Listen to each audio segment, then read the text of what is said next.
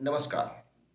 ज्योतिष विषय के अंतर्गत आज हम जो चर्चा करने जा रहे हैं वह है मंगल ग्रह के बारे में और मंगल यानी मांगलिक। अब देखिए, जब वर कन्या की कुंडली जो विवाह के समय के पूर्व हम जो देखते हैं, उसे कुंडली, लग्न कुंडली मेलापक जो कहते हैं, उसमें मंगल की परिस्थिति कहाँ और कैसी है, जिसके पर से हम जान सकते हैं कि यह जातक की कुंडली या तो वर की या कन्या की मांगलिक है या नहीं है। चलिए यह समझने की हम कोशिश करते हैं। आइए, अब देखिए, ये एक मंगली कुंडली अगर हमें समझना है तो यह 12 स्थान है जन्म कुंडली में। तो यह पहला, दूसरा, तीसरा, चौथा, पांचवा, छठवा, सातवां, आठवां, नौवां, 10वां, 11वां और यह 12वां। ऐसे जब किसी जातक की कुंडली में पहले स्थान में या चतुर्थ स्थान में या सप्तम स्थान में या नीचे 8वें स्थान में और या तो ऊपर 12वें स्थान में, इनमें से किसी एक भी जो स्थान है वहाँ पर अगर मंगल विराजमान है तो यह समझा जाता है कि यह जातक या तो वर या तो कन्या, उसकी कुंडली मांगलिक समझी जाती है। अब देखिए, जब वर कन्या का मेलापक करते हैं मैट्रिमोनियल पर्पस के तौर पे, तो शास्त्र में यह कहा गया है कि अगर सामने किसी दोनों में से किसी एक की कुंडली में एक को मंगल है और दूसरे को नहीं है, तो अगर ऐसे जातक की कुंडली में केंद्र स्थान जो बीच वाले 4 स्थान पड़ते हैं, यानी कि पहला, चतुर्थ, सप्तम और 10वें स्थान में अगर कहीं शनि विराजमान हो तो वह कॉम्पेंसेटरी कार्य करता है और ऐसे विवाह की अनुमति दी गई है। यहाँ पर हम समझने की कोशिश करेंगे कि केंद्र में शनि, यानी हमने पहले जैसे 12 स्थान देखे, यहाँ पहला स्थान, चतुर्थ स्थान, सप्तम स्थान और 10वें स्थान, यह 4 स्थानों केंद्र कहलाए जाते हैं। और यहाँ पर कहीं शनि विराजमान है तो यह कुंडली हमें यह बताती है कि अगर एक जातक की कुंडली को मंगल है और दूसरे को नहीं है, तो ऐसी परिस्थिति में शनि अगर केंद्र में है तो इसे मान्य माना जाएगा। अब देखिए, जन्म कुंडली मेलापक जो है वो मैट्रिमोनियल पॉइंट ऑफ व्यू जो मैच करते हैं, उसमें जो क्राइटेरियाज दिए हैं वह 8 क्राइटेरिया को हम समझने की कोशिश करेंगे। अब देखिए, यहाँ पर जो है पहला वर्ण, दूसरा है वश्य, तीसरा है ताराकुट, चतुर्थ है योनि, पंचम है ग्रह मैत्री, छठवां है गण, सातवां है ब्रकुट और आठवां अंतिम नाड़ी। सबके गुणांक जो है 1, 2, 3, 4, 5, 6, 7 और 8, ऐसे सब जोड़ने से यह 36 गुणांक बनते हैं। और 36 गुणांक से में से 18 जो गुणांक मिलते हैं, यानी 50% मिलते हैं, तो यह विवाह हो सकता है, अनुमति मिलती है। चलिए, अगर हम वर्ण की बात करें तो यहाँ पर एक पहला वर्ण दिखाया गया है जिसका गुणांक 1 है और वर्ण कितने हैं? 4। एक तो है ब्राह्मण, दूसरा है क्षत्रिय, वैश्य और शूद्र। यहाँ पर हम वर कन्या की कुंडली जब देखते हैं, मैच करने की कोशिश करते हैं, तो हमें क्या यहाँ पर जो एक देखना है कि वर की जो कुंडली है उसमें वर्ण जो आता है वो कन्या से जो है वो ऊंचा होना चाहिए। कन्या से क्या होना चाहिए? ऊंचा होना चाहिए या तो समान होना चाहिए, तब जाके यह गुणांक 1 मिलता है। अगर कहीं कन्या का गण जो है, कन्या का वर्ण जो है वो कहीं ब्राह्मण है और वर का अगर क्षत्रिय या वैश्य शूद्र है तो यह मान्य नहीं है। दूसरा जो क्राइटेरिया है वो वश्य का है। वश्य के गुणांक 2 है। अब वश्य यानी क्या? चतुष्पाद, द्विपदा, यानी 4 पैर, 2 पैर, जल में रहने वाला जलचर, वन में रहने वाला वनचर और आखिर में कीट। हाँ, अगर यह जो अलग अलग उपस्थितियों में समान वश्य अगर दोनों कुंडली में पाए जाते हैं, वर और कन्या की, तो यह अच्छा माना जाता है। ठीक है, आगे हम चलते हैं तो ताराकुट जिसको कहते हैं। ताराकुट यानी क्या बताता है? यह वर और कन्या के बीच में एक मानसिक समतुला जो है वो समझनी पड़ती है। अब देखिए, हमें ये सब पता है कि नक्षत्र कुल मिला के होते हैं 27, और यहाँ पर वर की कुंडली से कन्या और कन्या की वर के नक्षत्र, जो जन्म के समय जो नक्षत्र उभर कर आता है, वहाँ से कन्या के जो जन्म के नक्षत्र तक गिनते हैं। और इससे विपरीत कन्या के जन्म नक्षत्र से वर के नक्षत्र तक गिनते हैं, तो यह जो अंक आता है उससे अगर हम 9 से विभाजित करते हैं तो वहां पर जो कहीं शेष 3 या 5 या जो 7 होते हैं तो यह अच्छा नहीं माना जाता है।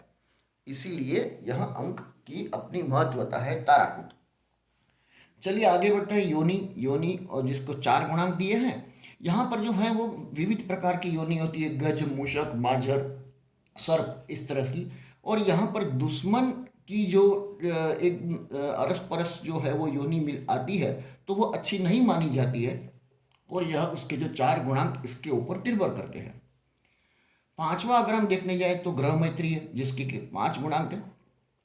यहाँ पर हम एक चीज देखते हैं कि जिस राशि का जिस जातक का जन्म जिस राशि में हुआ है उसका जो स्वामी है, लीडर है, अधिपति है, वह कन्या के जन्म राशि के अधिपति लीडर से अगर वो मैत्री भाव में है या शत्रु भाव में है, समभाव में है। अगर शत्रु भाव में है तो यह ठीक नहीं माना जाएगा। गण की बात करते हैं। देखिए 6 गुणांक है, देवगण, मनुष्यगण, राक्षसगण।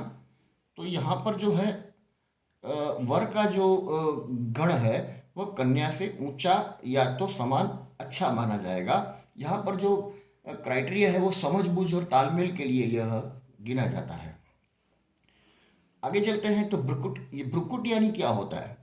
अब देखिए कन्या और वर दोनों की जो जन्म राशि है, इससे अगर हम एक दूसरे की राशि वर से वर की जो राशि है वहाँ से अगर हम गिनती करते करते कन्या की राशि आती है और कन्या की राशि से अगर हम वर की राशि तरफ आते हैं तो क्या होता है?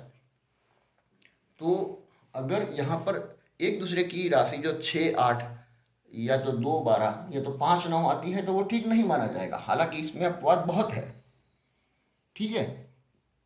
जैसे कि सिंह राशि और मीन राशि यह षडाष्टक है, लेकिन फिर भी यह प्रीति षडाष्टक की हुई, यदि अपवाद शुभ माना जाएगा तो यह हमें देखना चाहिए। अंतिम जो है वो नाड़ी, नाड़ी के जो गुणांक है वो 8 है। यहाँ पर कितनी है? आदि, मध्य और अंत्य। यह हमारी प्रकृति दर्शाती है। प्रकृति में क्या है? आदि यानी वात, फिर जो है वो मध्य में पित्त, और अंतिम जो नाड़ी है अंत्य उसमें कफ।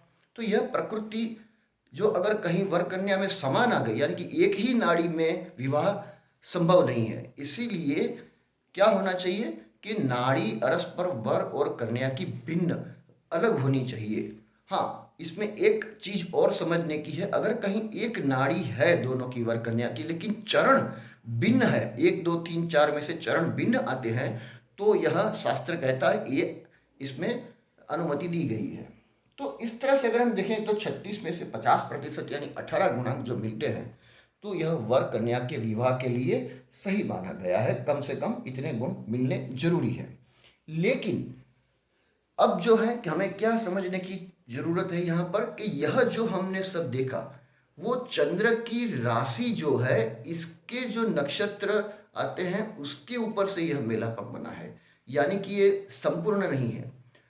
अगर कहीं जन्म कुंडली में जन्म के समय चंद्र क्षीण है तो हमें और देखना पड़ेगा कि अगर जन्म लग्न और जो सूर्य लग्न से भी परिस्थिति क्या उभर कर आती है। यह मैंने यहाँ पर मेरी नोट में लिखा गया है।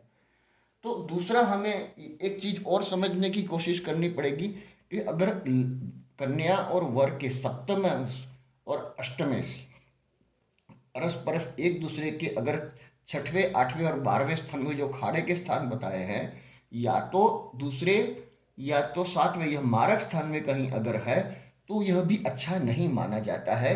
तो ये और शुक्र और मंगल की अरस परस परिस्थितियों को समझना भी जरूरी होता है। तो इसके लिए जो कुंडली मेलापक है वर कन्या की, जो matrimonial point of view match, तो यह इसके ऊपर आधारित है। दृष्टांत के तौर पर मैं यह आपको बताना चाहूँगा कि अगर चतुर्थ स्थान में किसी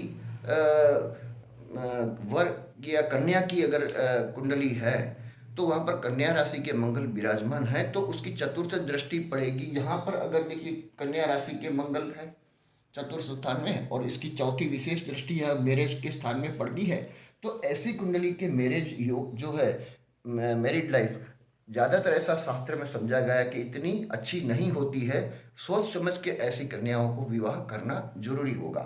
दूसरी अगर हम चीज देखें तो मकर राशि के मंगल कहीं सातवें भवन में सातवें स्थान में विराजमान है, तो यह भी जो है वो द्विभार्य योग बताता है, अपने पति के लिए आगे जाके उस बिछड़ने का योग दर्शाता है। तो ऐसे योग में हम कुंभ विवाह वगैरह जो करते हैं यह जरूरी हो जाता है।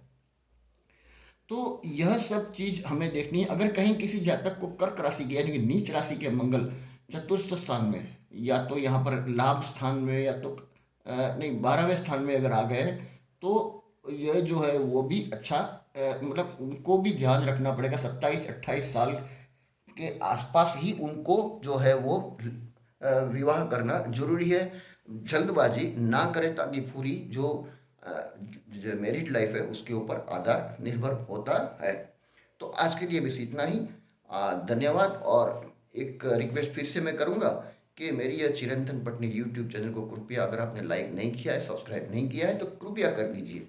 और बेल आइकन जरूर से प्रेस कीजिएगा, ताकि आने वाले एपिसोड की आपको नोटिफिकेशन मिलती रहे। धन्यवाद।